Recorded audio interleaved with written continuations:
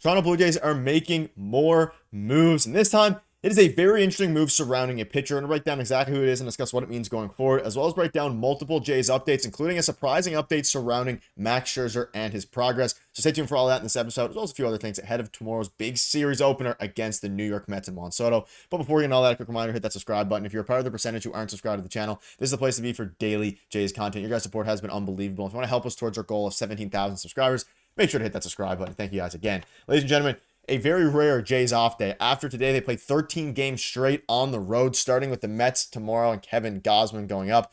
It's going to be a wild next couple weeks. But we're going to take a step back and go over some moves that have been made official, as well as some updates surrounding Max Scherzer that have pretty big implications going forward. Let's dive right into the official move that dropped late last night. So the Blue Jays have released Zack Pop per the club's transaction log. He was DFA'd last week, which I covered here, but now he's been officially released, which is a little bit interesting. So Zack Pop, I mean, there was some rumblings about if he cleared waivers, he'd go down to AAA, all these different things. They've decided to release Zack Pop. So they decided to release him. And this one is intriguing because it's at the point now where Zack Pop at one point, of course, he was a part of that trade a while ago. At one point, he was a very solid player for the Toronto Blue Jays, specifically a very solid reliever, and one that a lot of fans, I think, thought was going to, be a very useful reliever going forward. And ultimately, after a couple of good seasons with the Toronto Blue Jays, mainly one decent stretch, he has one of the nastiest stuff, in the MLB and especially in the Jays pipeline, they decided to let him go, which is a little bit unfortunate. You see this here. The Blue Jays officially released reliever Zack Pop after DFAing him last week. Assuming he clears release waivers, he will become a free agent. He lost his 40-man roster spot during the opening day shuffle, which we briefly talked about. But this is some interesting things here. And the reason is, if he wasn't injured and didn't get injured in spring training, there's a very good chance that he would have been a part of this either bullpen and probably would have replaced Jacob Burns' spot. You can see this here. Arden Zwelling noted in mid-March that Pop had come down with elbow inflammation and would have begun the regular season on the IL. Injured players cannot be placed on outright waivers, so the DFA meant he'd be released unless the Jays found a trade partner. So again, like I mentioned earlier, because he was injured, he couldn't be since he was injured, they had to find a trade partner essentially in order to get off him. They couldn't find anyone who was willing to trade for Zack Pop, which is super intriguing because I thought there'd be some team out there that would like to take a flyer on Zack Pop, even if it was for a minor league prospect. Because you think back to a few days ago, Nick Robertson was able to get you a prospect in the MLB, obviously from another MLB team. That is, of course, the prospect himself was a minor league guy. But Zack Pop, someone who, you look at his stats, of course, he wasn't fantastic for the Jays last year. He was very bad, but he still pitched 55 games. When you look back to 2022, he was very good in 2022 between the Miami Marlins and the Jays. There was a time there where he was one of the nastiest relievers in 2022. 2023 struggled. 2024 also struggled.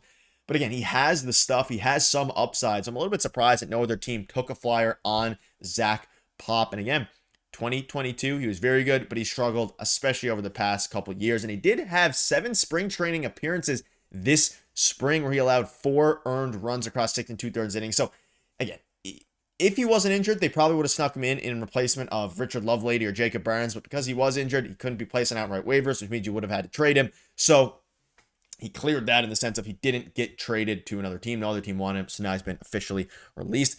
Let us know down below what your thoughts are on that. A little bit interesting, a little bit unfortunate, especially now as you look at the the bullpen, specifically Jacob Burns. I think everybody else looks pretty solid here. The bullpen is starting to take shape. Nick Sandlin looks good. Jimmy Garcia's electric. Jeff Hoffman, all those guys. Mason Flaherty, again, had a pretty good debut, all things considered, despite giving up a base hit to CJ Abrams. You can only ask so much from a guy like him.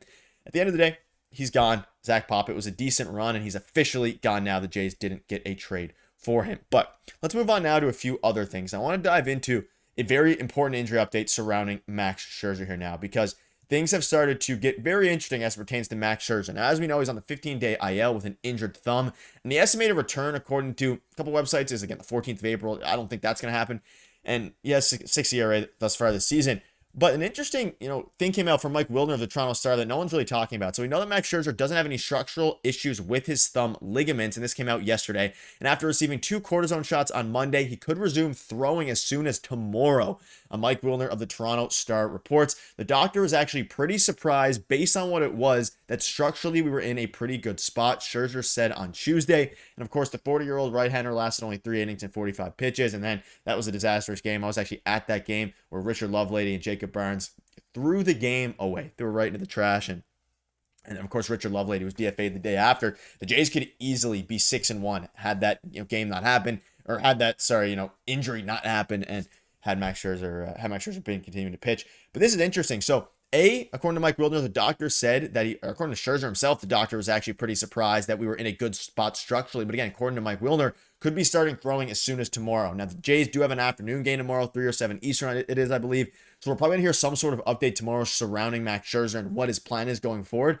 But in the meantime, after Nathan Lucas's start, I think the Jays are in an okay spot for that 5th starter spot. I think they're probably going to run Easton Lucas out there again. They can mix up Easton Lucas and Yariel Rodriguez and see who between those two, depending on the matchup, depending on what they like, will do better. The Jays also, they have some time to kill. Again, Alek Manoah is going to be coming back in August. There's a bunch of different moving pieces, moving parts right now. So Easton Lucas having that great start yesterday against the Nationals is a very big stepping stone. And now, of course, you have Kevin Gausman going up tomorrow against Juan Soto and the New York Mets. So you have to take care of business there. But a very encouraging injury report from both Mike Wilner and Max Scherzer himself. No structural damage. The IL, I don't think is something that's being considered right now, which is, or not the IL, sorry, long-term IL, 60-day IL or anything like that, or missing the rest of the season, surgery. None of that's being considered right now. Going to start throwing on Friday, and hopefully it doesn't flare up again, because we know that every time he pitches, it starts to get flared up, and obviously it went down to other parts of his body on following this start there last week. So it's going to be interesting. Let us know down below what your thoughts are. A couple other things before I wrap up. I want to just highlight the Jays OPS leaders through the first week. We have Tyler Heineman leading the team with a 1286 OPS. Then you have George Springer, Miles Straw, Andres Jimenez, and Will Wagner. It goes to show that even when the team at this point aren't hitting great from the top 3 guys, and Bichette's been solid, but again, he had a 1 for 9 over the past 2 games, the last 2 games of that series there against the Nationals. You have Andres Jimenez being the cleanup hitter, where John Schneider looks like a genius now because of doing that. I don't think that lasts necessarily, but you got to keep riding it as it is. You have Miles Straw with a great game yesterday, albeit in very limited appearances. Same with Tyler Heineman, a couple singles yesterday. He obviously had that big home run in the game a couple nights ago. And then George Springer is the biggest storyline here. We'll probably have a full video coming out on him. But the Jays are rolling through unexpected players, and they're now leading the AL in doubles. And not only are they leading the AL in doubles, they are leading the American League East by 1 game. The Jays are 5-2. The Rays are 4-2. The Yankees are 3-2. The Yankees have lost 2 in a row against the Diamondbacks following the 3-0 start. Ladies and gentlemen, for the first time in a very long time, the Toronto Blue Jays are atop of the AL East. So hopefully this will age well. Hopefully they can continue to be atop of that with a 714 win percentage. It's been a while since we've been able to talk about a winning baseball team, and hopefully the Jays can keep it up, and hopefully Max Scherzer comes back soon, and maybe another team will claim Zack Pop off of free agency waivers. So that'll wrap it up. Let me know down below. And also let me know, who are you most surprised out of from this OPS leading list, as we are now a week or 2 into the season. Thank you guys for watching. See you later.